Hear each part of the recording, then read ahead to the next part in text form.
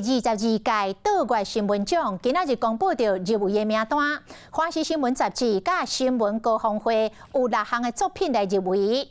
桃花新闻奖入围的是华视新闻杂志的《大地动来袭前进花东》的报道。那第一篇深度报道奖入围的是华视新闻杂志《失控的山拿》甲新闻高峰会《药方之痛》。长篇深度报道奖入围的是华视新闻杂志《你的烂尾楼我的家》以及《食来照顾你我的未来》。